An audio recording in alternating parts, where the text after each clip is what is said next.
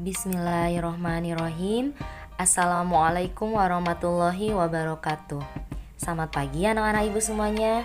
Bagaimana kabarnya hari ini? Mudah-mudahan kalian semua tetap semangat untuk belajar, tetap dalam keadaan sehat walafiat.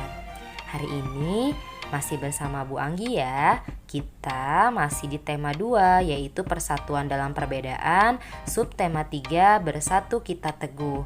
Hari ini kita akan belajar yang pertama mengidentifikasi penggunaan kata baku dan tidak baku pada sebuah teks.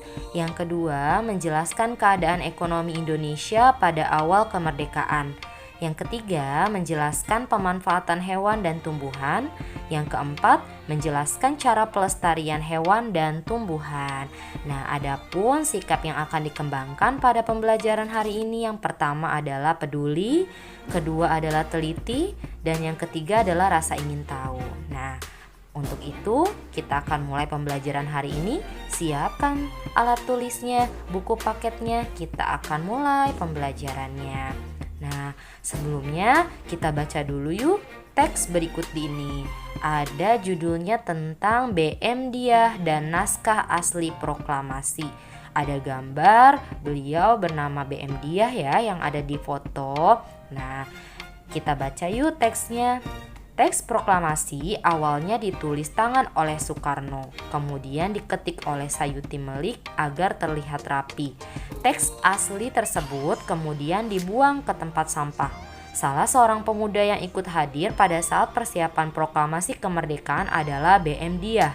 Ia mengambil naskah asli dari tong sampah dan disimpannya. Ia menilai bahwa teks tersebut memiliki sejarah yang tinggi. Naskah asli yang disimpan BM Dyah selama 46 tahun, 9 bulan, 19 hari, kemudian dikembalikan kepada bangsa Indonesia. Dia membawa naskah asli proklamasi kemerdekaan RI pada Selasa pagi, 19 Mei 1992 pukul 10.30 dan menyerahkannya melalui Presiden Soeharto. Naskah itu kemudian disimpan oleh Arsip Nasional atas anjuran Soeharto. Keputusan BM Dyah untuk menyimpan naskah asli sangat tepat. Seluruh bangsa Indonesia sampai sekarang dapat menikmati naskah asli proklamasi dan belajar banyak dari kejadian saat itu. Nah, ini adalah gambaran teks proklamasi yang ditulis dan yang telah dibuang tadinya ke tempat sampah lalu diambil oleh BM Dyah. Nah, tadi kalian sudah membaca teks bacaan. Coba kalian amati kata-kata yang terdapat pada bacaan tersebut. Apakah ada kata-kata yang termasuk kata baku? Nah, sekarang Bu Guru tanya, tahukah kamu tentang kata baku? Nah, kata baku itu digunakan dalam situasi resmi. Dan penulisannya serta pengucapannya itu harus sesuai dengan pedoman ejaan yang disempurnakan atau EYD.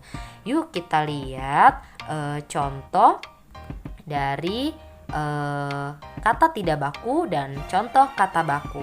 Ibu contohkan dalam tabel ya. Nah, di sini ada nasehat. Nasehat itu adalah contoh kata tidak baku. Harusnya ditulis dengan tulisan nasihat. Nah, apotik. Nah, itu adalah kata tidak baku. Harusnya ditulisnya apotek. Cuman harusnya ditulisnya cuma. Gubuk yang pakai G harusnya ditulisnya kalau kata baku gubuk pakai K. Jadwal harusnya ditulisnya jadwal ya. Ini adalah contoh kata baku dan kata tidak baku. Nah, untuk lebih memahami, yuk kita cari tahu, carilah kata baku dari kata di bawah ini.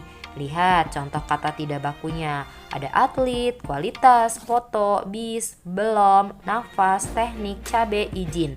Kira-kira kalau kalimat kata yang tepatnya harusnya seperti apa ya jika dibuat dalam kata baku? Nah, kalian boleh cari informasinya di internet lewat Google. Kalian boleh cari lalu nanti menuliskan di buku tulis ya contoh kata bakunya. Oke, kalian sudah mempelajari tentang kata baku dan tidak baku. Sebelumnya kita sudah belajar pada subtema 2 pada pekan yang lalu. Nah, tentang kemerdekaan dan mempertahankan kemerdekaan Indonesia. Nah, pada awal kemerdekaan, pemerintah dan rakyat Indonesia itu belum sempat melakukan perbaikan ekonomi secara baik. Baru bulan Februari tahun 1946, pemerintah mulai memprakarsai sebuah usaha dan memecahkan masalah-masalah ekonomi yang mendesak. Lalu, upaya-upaya apa saja sih yang sudah dilakukan oleh pemerintah? Yuk kita lihat.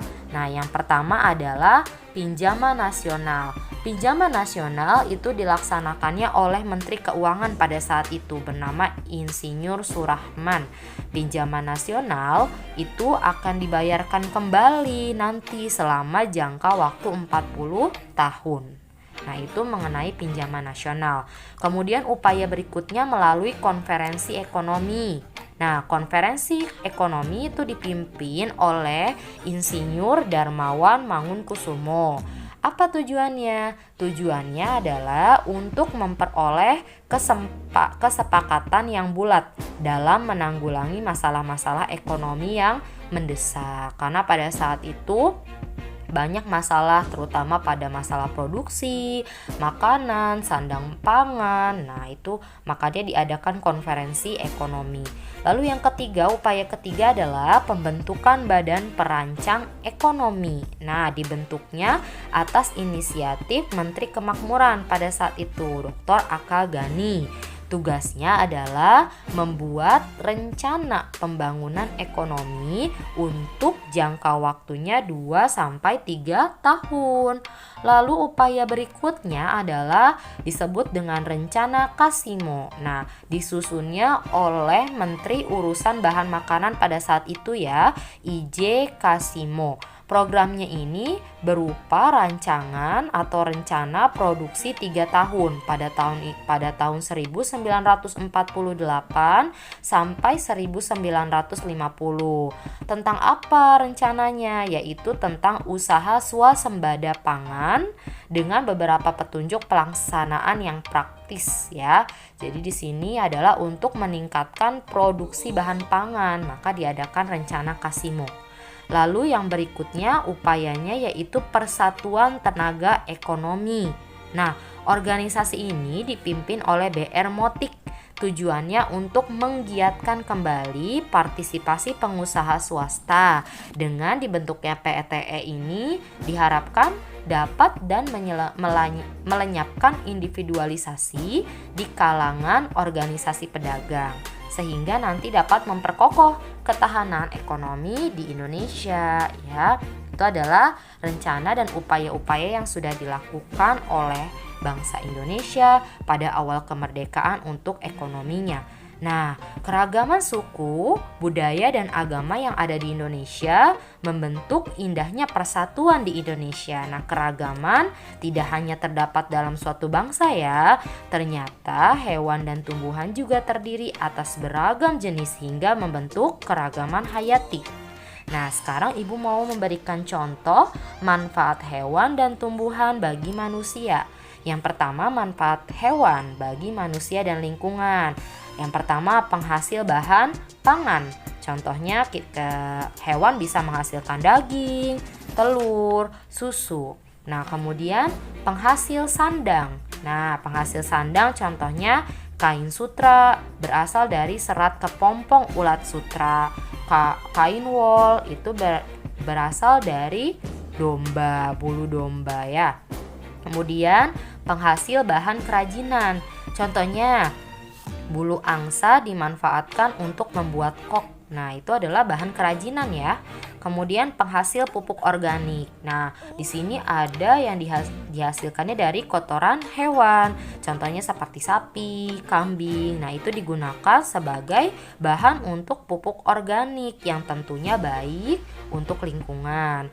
Kemudian penghasil tenaga. Nah, tenaga contohnya tenaga kuda yang dimanfaatkan untuk menarik delman atau gajah untuk mengangkut kayu, kerbau untuk membajak sawah. Nah, itu adalah contoh manfaat hewan bagi manusia.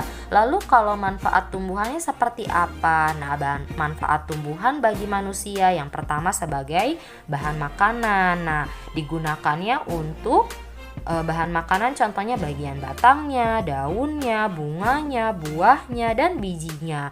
Semua bagian beberapa sudah bisa dimanfaatkan sebagai makanan. Kemudian bahan sandang, contohnya misalnya serat kapas digunakan untuk kain katun. Lalu bahan bangunan, contohnya kayu dari pohon jati atau pohon kelapa itu bisa digunakan untuk bahan bangunan. Kemudian sebagai bahan obat. Nah, kalau lagi sakit batuk bisa kita minum obatnya dari jahe, atau yang punya sakit ginjal bisa menggunakan daun kumis kucing. Nah, kemudian bahan baku industri. Contohnya misalnya getah karet digunakan untuk pembuatan ban, atau kayu pinus untuk industri di bidang kertas. Nah, kemudian bahan pewarna alami, contohnya misalnya sawi dan pandan itu digunakan untuk warna hijau. Kemudian menjaga kualitas air, contohnya tanaman bakau untuk penyaring alami dari air laut menjadi air tawar. Nah, itu adalah beberapa manfaat dari tumbuhan dan hewan. Selain itu, selain kita memanfaatkan hewan dan tumbuhan untuk memenuhi kebutuhan kita nih sebagai manusia, tapi ada pula manusia yang memanfaatkan hewan dan tumbuhannya secara berlebihan, sehingga dia memiliki tujuan agar memiliki keuntungan ekonomi yang besar. Ketika memanfaatkannya secara berlebihan, maka kelestarian populasinya juga akan turun, sehingga menyebabkan kepunahan. Nah, berikut beberapa hewan dan tumbuhan yang dilindungi di Indonesia. Kita bisa lihat ada di gambar yang pertama anoa, ada kakatua jambul kuning, ada oa Jawa, ada pohon damar, ada anggrek larat, dan ada pohon tembesu. Nah, ini semuanya adalah hewan dan tumbuhan yang dilindungi oleh Indonesia. Nah, untuk meningkatkan pengetahuan masyarakat tentang pentingnya melestarikan tumbuhan atau hewan, maka kita bisa membuat poster. Nah, kalian kemarin sudah buat ya beberapa contoh poster untuk memberitahukan kepada masyarakat tentang pelestarian tumbuhan dan hewan. Seperti pada contoh gambar ya. Ini adalah contoh posternya. Oke. Terima kasih anak-anak Ibu. Ibu cukupkan. Sekian, sampai di sini pembelajaran hari ini. Tetap semangat ya dalam belajar dan jaga kesehatan selalu. Patuhi protokol kesehatan ketika kalian mau bepergian. Ibu ucapkan terima kasih. Assalamualaikum warahmatullahi wabarakatuh.